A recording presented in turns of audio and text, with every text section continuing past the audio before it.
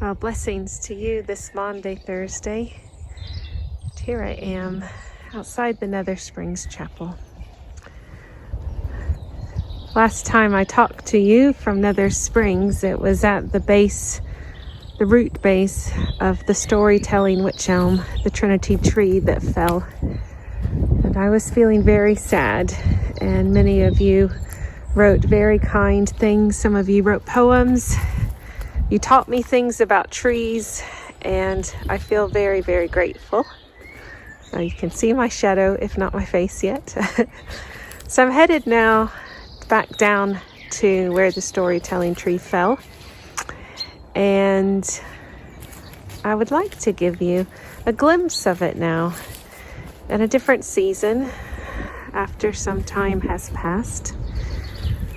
I think standing as I will be doing soon in this different location, you'll be able to get a different perspective on the storytelling tree.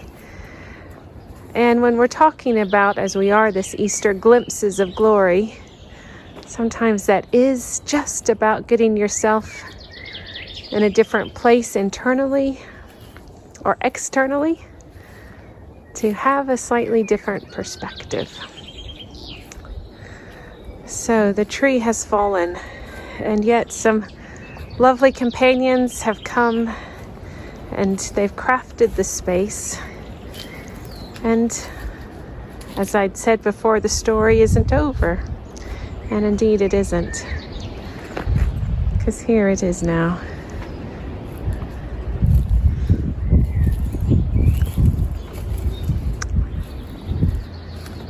But you can see the root base there. And here we are. And I'm going to share a few words about Maundy Thursday with you from this space. Hello on this Maundy Thursday. We come together this day, remembering our Lord Jesus, remembering the Last Supper, and I think most of all, in a way, remembering the foot washing that took place when Jesus takes a towel and a basin and then bends down and begins to wash Peter's feet. And after he washes their feet, to say, do the same now. I've done this. I've shown you how to do it. Now go and do likewise.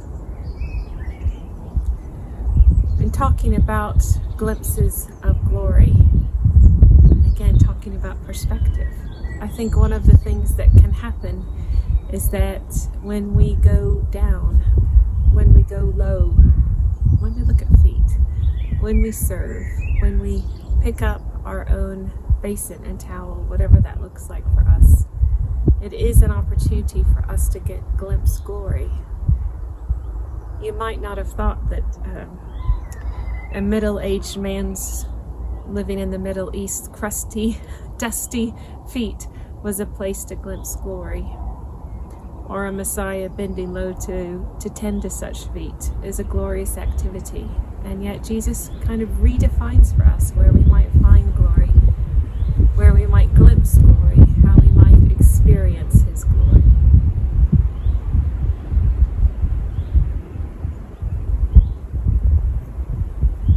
I think the foot washing is a terrible moment for Peter. I think it must be a terrible thing to see somebody that you hold in such high esteem. In fact, we know that Peter knows and has said, "And who do you say that I am?" You know, you are the Son of God. So to have the Son of God and a friend that you respect so much bend down, to go low, and to love you in this way, it's really hard to receive. I think it's devastating for him. You think this isn't where you're supposed to be. This isn't what's supposed to happen. You're not supposed to love me in this way. I'm supposed to be at your feet. It has echoes of John saying, you're supposed to baptize me. Why am I baptizing you? These things get reversed from what we expect. And I think even sometimes within ourselves, whether the server or the being served, both can feel uncomfortable at times and for different reasons. I was devastated, as you know, when this tree came low. To me, before, if it had a theme song, it would have been, I'm still standing. It's like it had survived so much for so long. And when it came low, when it bent low, I thought, no, this isn't what's supposed to happen. This is the tree that symbolizes the Trinity, that symbolizes resiliency and survival. And it just strikes me again this Easter. But it did fall. But it's not the end of the story. And it's helped me see things differently and know things differently.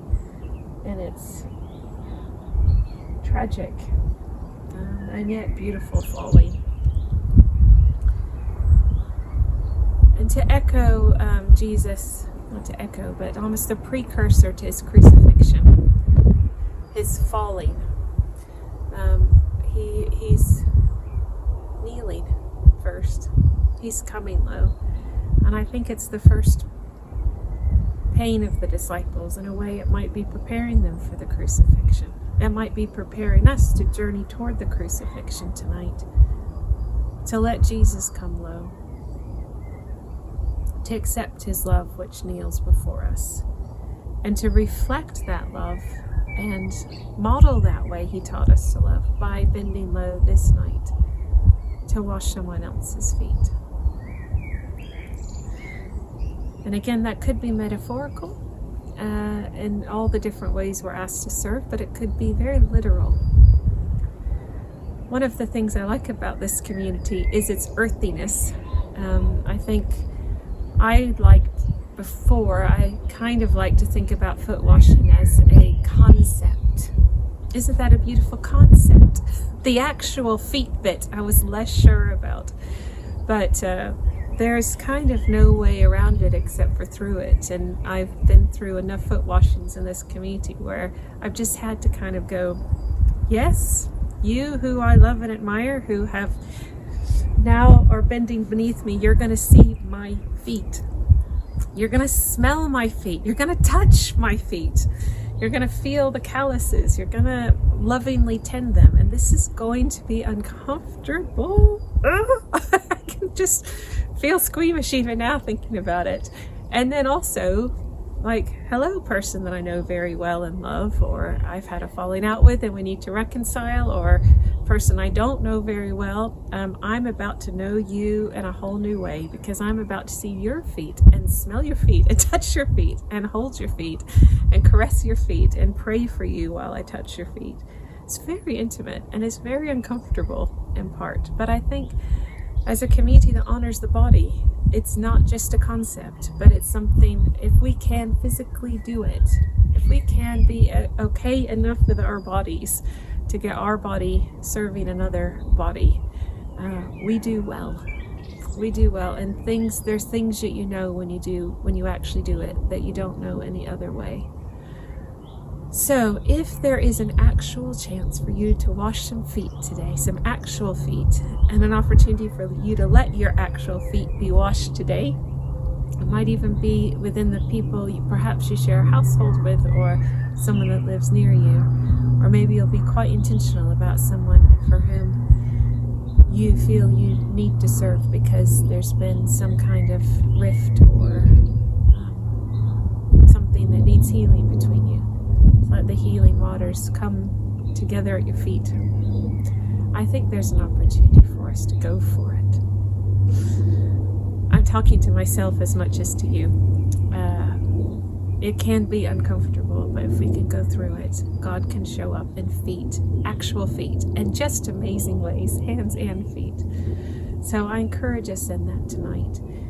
And I encourage us to kind of try to keep our eyes open from low places and serving places, to keep our eyes of our heart open where there are differences or where there's misunderstanding, to try to keep the eyes of our mind open where there are patterns to be noticed or pictures to be painted, that we might glimpse God's glory afresh this year. It has been such a year, and it's hard to hold on to hope. It's hard to even not talk about glory in a way that might seem glib. But I think this Easter, again, we kind of have to hold back on to the things that we see with our eyes. The world being on fire, and destruction, and war, and climate change. These real things are real, and we look at those. But also, if we keep the eyes of our hearts open, I think out of our peripheral vision, or if we're willing to change things up a bit and change our perspective from time to time, we just might catch a glimpse of glory. I just come from seeing Lee and Carolyn, who live at Nether Springs and serve and lead on the house team now, and they've just been walking down to the River Coquette, and there Lee glimpsed a kingfisher today. Just shoot right by, clear as a bell, as he said. And, you know, Carolyn actually missed it because Lee said, "Oh, kingfisher," and Carolyn said, "Where?" And of course, by the time she turned, it had gone, as it happens. So she said, "I'm still waiting for my glimpse of the kingfisher." But I think if we keep our eyes open and we're patient, and also we just happen to be looking in the right place at the right time as well, we will have glimpses of glory. And the acts of service that we do, the willingness to go low, the willingness to engage with our own bodies and other people's bodies and ways of service and kindness, help us along the way to see Jesus afresh.